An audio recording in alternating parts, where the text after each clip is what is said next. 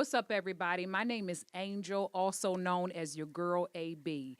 It is a pleasure to be here before you this morning to introduce Girl I Got You podcast, a podcast that is simply dedicated to girls around the globe. Why? Because who run the world? Girls. Mothers, this is dedicated to you. If you are a single mother, if you are a divorcee, whatever capacity you function in as a mom, this podcast is sent to uplift you, encourage you, and let you know that you can do all things, baby. And I do mean all things.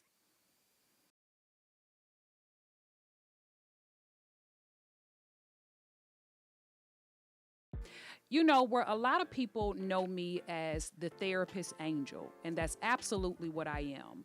But what a lot of people do not know about me is that I was raised in foster care and that I spent majority of my life in the judicial system navigating through juvenile detention, group homes, running away, sleeping in the street, and that I also earned my GED at the age of 17 years old. To be a single parent to me is one of the most difficult and challenging hoods to ever be in. When you are a single mother, you have to deal with raising your children while functioning at the same time, being able to take care of your home, manage your children, and I think it's one of the most difficult and challenging roles that a woman will ever have, and rewarding that a woman will ever have in her entire life. I think when we think about being a single parent, it's the definition of hard. And primarily because there's so many different avenues that you can get to of being a single parent. You could have been married. You could have had a child out of wedlock. You could have been in a lustful moment. There's so many different reasons and so many different emotions that you have to manage and navigate when you become a single parent, because let's just face it, the reality of it is that no one wakes up and says, oh, I want to be a single parent. So I myself have a total of 4 children. I have a 21-year-old daughter who I'm extremely proud of, who is transitioning into her senior year at Old Dominion University. I have a 10-year-old son. I have a 7-year-old daughter, and I also have a 3-month-old. What a gap, right? So with my first daughter, I was absolutely in love. I was in college, but again, I had no idea at the time when we conceived our daughter, because she was absolutely playing. Even though she was playing, we were not married. He lived in another country and I lived in the States. And what we later learned on in life through navigating, that he loved his country and I loved being in the United States. And so essentially, where did that leave me? He wasn't willing to leave his home. I most certainly wasn't willing to leave my home and relocate to another country. It left me with having to experience my first journey as a single parent, raising my daughter primarily for 21 years by myself. And so, I was in love when I had my first daughter. I thought that it would be forever. But my 2 other children, it was lust.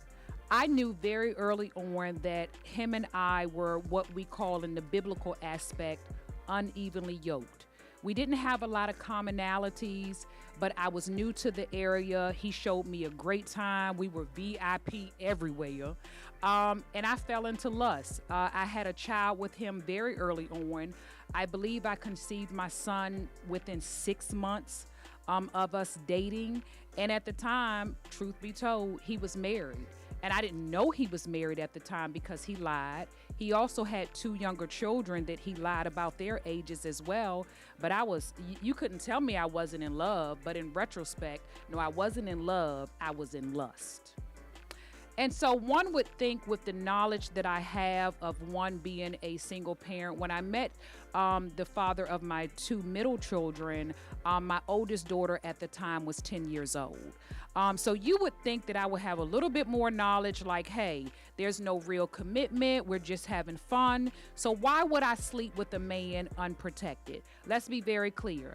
I have always been real about getting checked for STDs. Your girl is scared of herpes. I'm scared of gonorrhea. I'm scared of all those things. But even still sleeping with him unprotected, I knew that there was an opportunity for me to get pregnant. And you have to suffer the repercussions of your actions when you're in those lustful moments. And so here I am, umpteenth years later, navigating the judicial system after having 2 children by a man that I barely knew and I can't stand. So, with my first son, it took a real toll on our relationship because he was adamant that he wanted me to get an abortion. I remember the first time that I went to his house and I knocked on his door and he wouldn't even come and answer the door. And he told me that he didn't have anything to say to me if I was not aborting the child. And in some aspects, he was right. He was like, look, Angel, I'm really into you. I think you're fly, et cetera, et cetera. He was like, but the truth of the matter is we don't know each other. But baby, I was stigmatized. I was going to have that baby. He was showing me a good time. He made lots of money. And the truth is, I thought I was set. And little did I know that I was in for a true indeed roller coaster. So while I believe that abortion is a choice, and yes, I believe that women should have the right to choose what they do with their bodies. And in hindsight, if someone asked me, Angel, if you could do it all over again, would you abort your son or would you abort your daughter, specifically talking about my 2 middle children? I would say absolutely not. Now, let me clarify that. The reason being is because I love them so much and I couldn't imagine my life without them. However, I don't believe in living life with regrets. I believe in living life with what was the lesson and the value in the journey? What did it teach you? Some of the challenging conversations that I oftentimes have to have with my children today, and we'll talk about this a little bit more as we get into this podcast, is why their father is not in their life. And more specifically with my son, why their father has been inconsistently in and out of their life. I teach my children the power of positive affirmations. I teach my children, while I can never replace their, I call him a sperm donor. I'm sorry. It's just really hard for me to refer to him as their dad because I don't even remotely respect them as their dad. And that is just the truth be told because on this set, baby, we telling the truth. But I teach them, I teach them respect. I teach them biblical principles that the Bible tells us that we should always honor thy mother and father so that their days may be long. But essentially, that is a journey that they will have to navigate in life, knowing that I'm always there. And one day, because I truly believe what the Bible says, you will reap what you sow. So everything that he has attempted, notice I say attempt, to do to my children, it shall fail, and they shall be all that and more in this country, in this universe, and in society. So throughout my journey of raising my children, I definitely have experienced co-parenting. My oldest daughter, her father and I, we co-parented exceptionally well. For the most part, with him living in another country, my daughter got to experience life every summer in St. Martin and in Dominica. So culturally, she is well diverse. And so I celebrate that. We definitely had some challenges. He disrespected me. I disrespected him. I think sometimes that's just some of the challenges that are oftentimes presented with co-parenting. With my 2 middle children, OMG. I have been navigating the judicial system with the sperm donor since my son was roughly 6 months old. So I have been in and out of court for a multitude of reasons, but essentially, and most of you can relate to this, it never really was about the children. It was more so always about child support. So while I do believe that co-parenting can absolutely be beautiful, I believe that if you create children, you should absolutely be able to share the responsibilities. But unfortunately, that has not been my journey. And there's many women out here also that can resonate with that. So, if I had to identify a struggle, baby, there are so many, okay? I remember when I was broke, busted, and disgusted, okay? And I could barely pay for childcare. And so I was robbing Peter to pay Paul, and then I robbed Sarah to pay Jill, and then I robbed Jill to pay Rebecca. And so those have been some of my struggles. And also, being raised and being a victim of sexual abuse, not trusting people with my children, not really having a village. When I'm sick, having to still have to show up for my children, having to come up with court costs to fight a man in court who makes $300K a year but won't even remotely take care of his children. Those have absolutely been some of my struggles in the past, but I'm so grateful that that is not my story today. But even today, with having a fiance, some of the struggles then can still be having a blended family. If I had to identify some of my strengths are absolutely that I am resilient, okay? I got my GED when I was 17 years old. I've been homeless. I slept outside. I slept under trees. I spent majority of my life in incarcerated. So I always tell people, when you look up the word resilient, you should see me, because I just believe that be anxious for nothing, but through all things prayer and supplication. And prayer has absolutely kept me sane, raising 3 beautiful children by myself.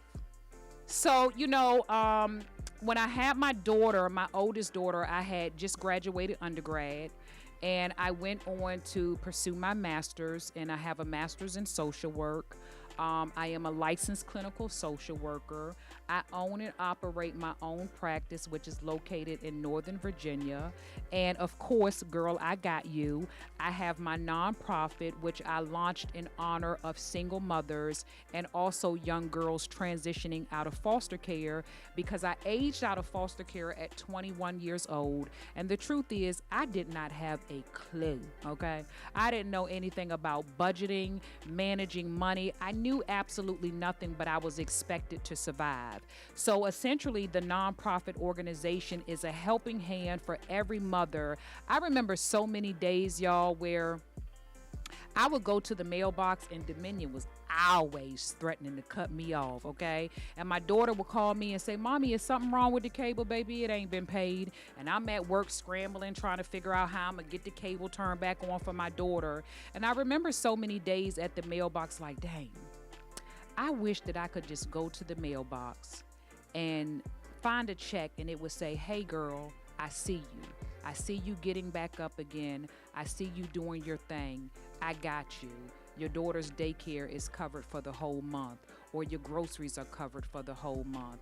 And so essentially, that's my biggest goal in life, and why I work the way that I work, to give back to other single mothers so that they know that the sky is the limit. Man, the most challenging part of being a single mother is balance, quiet time, being able to take a trip, having to show up when you're sick. You have the flu, but you still have to cook. You still have to feed the children. And them not really understanding what it means when mommy just needs a moment. Or when their father is just absent and you have to deal with the tears. You have to take them to therapy. You have to cover them in prayer. When you just have to wear all the hats. And the biggest reward of being a single parent is the hugs, the kisses, the thank yous, and to absolutely seeing my children excel. To my middle children's father, the deadbeat, what would I say to him? I would say, "Thank you for making me strong. Thank you for making me resilient. And thank you for reminding me that I really can do all things through Christ Jesus, which strengthens me." I have forgiven myself for the choices, the decisions that I have made that have essentially played a major part in me becoming a single parent. And having to, because again, I have 2 children by him, and I knew who he was from the first one, But I chose to creep around. Y'all know what I'm talking about. And ended up having times two with him. So I've forgiven myself for my mistakes. And again, I don't really look at life in regrets. I look at life as Angel. What was the lesson in the journey? And there have been many lessons. I want to share my story because my story resonates with so many people. You know, as a therapist, I see and I hear so many different stories, and just through women that I've grown up with, people that I see on social media. And I don't think that anyone really understands how detrimental and the challenges that come with being a single parent.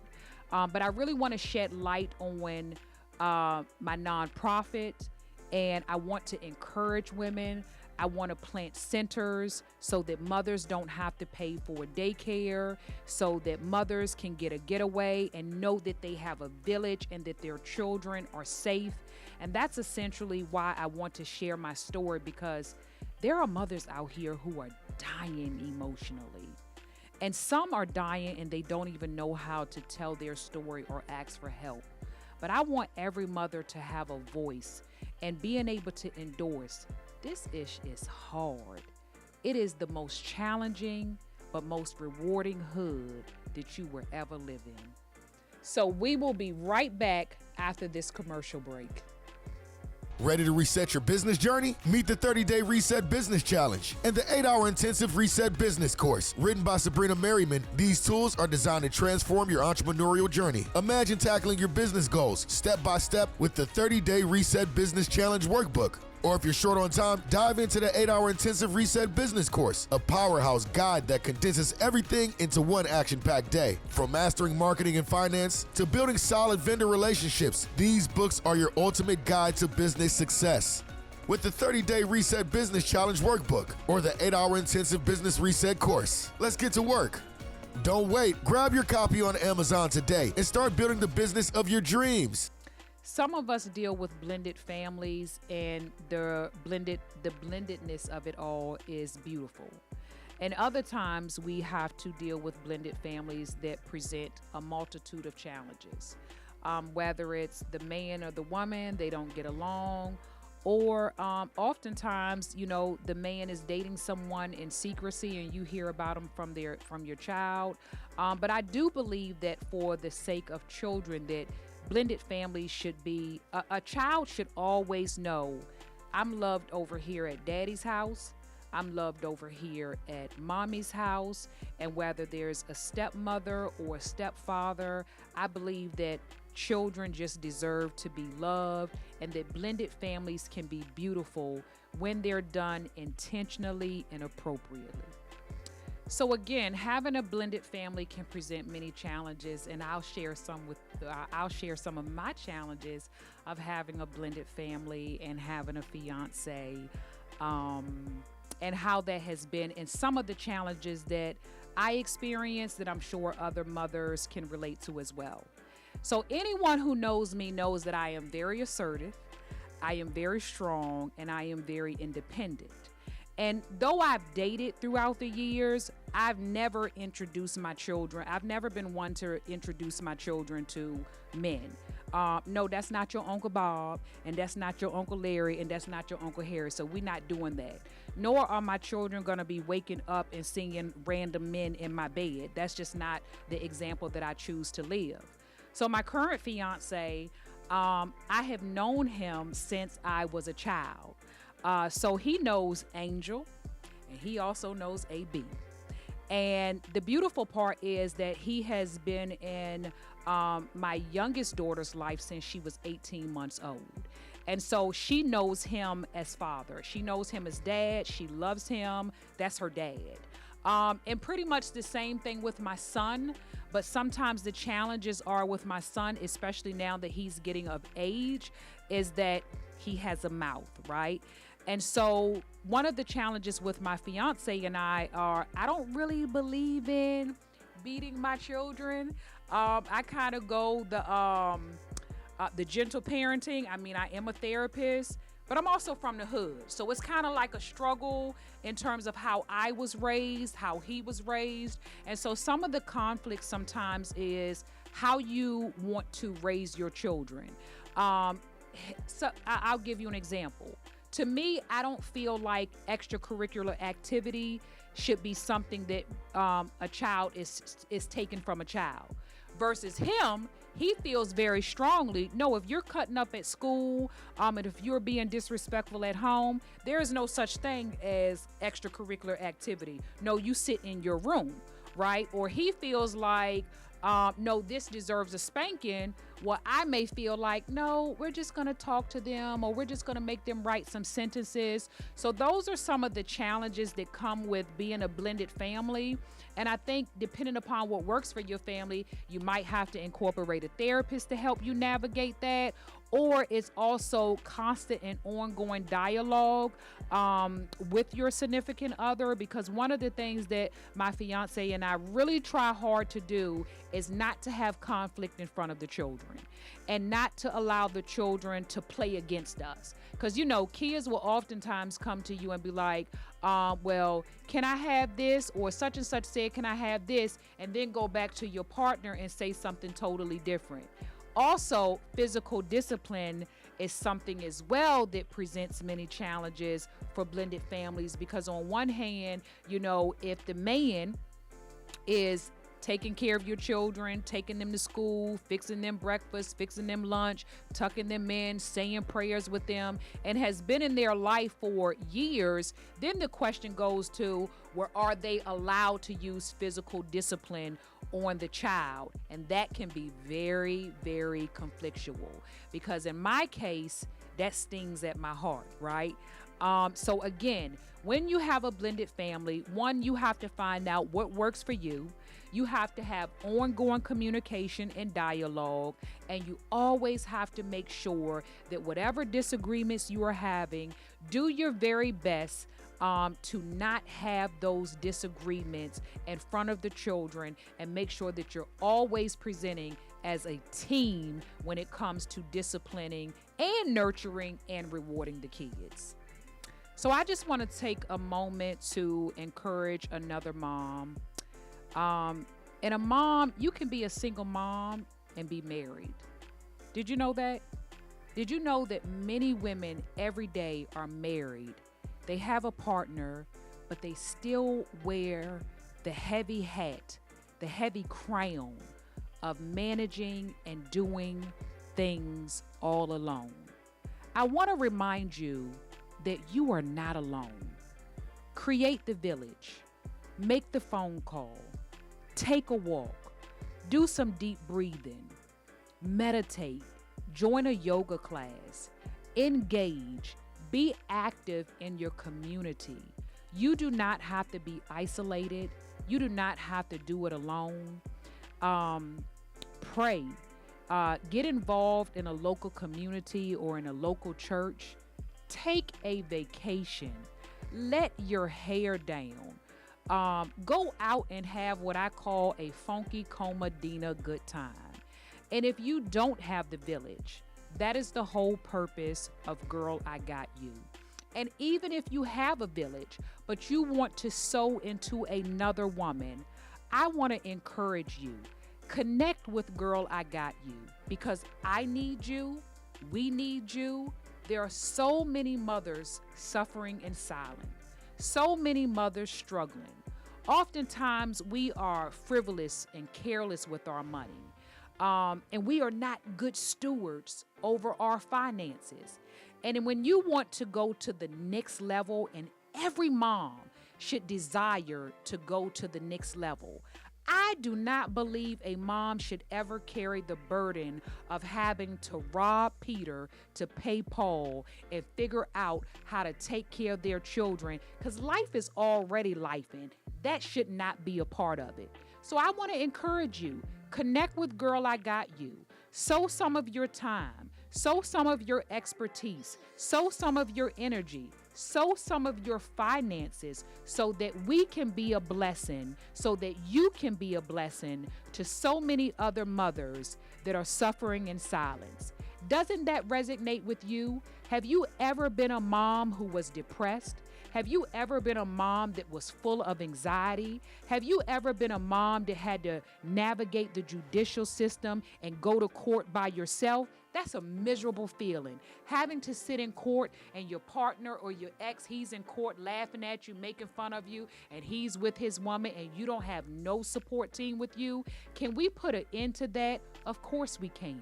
But in order to do it, we need you. We need you to connect with us. We need you to, sow into the organization, the nonprofit, which is a 501c3. So would you think about connecting with Girl I Got You and share this podcast so that it can go to the world, because there are big dreams and big goals that we absolutely will execute because God said so. So thank you so much for taking a moment of your time, of your day, and checking out Girl I Got You podcast. Make sure that you share. Make sure that you connect. Don't be stingy, baby. You know a single mother. And we look forward to seeing you on the next episode. Peace.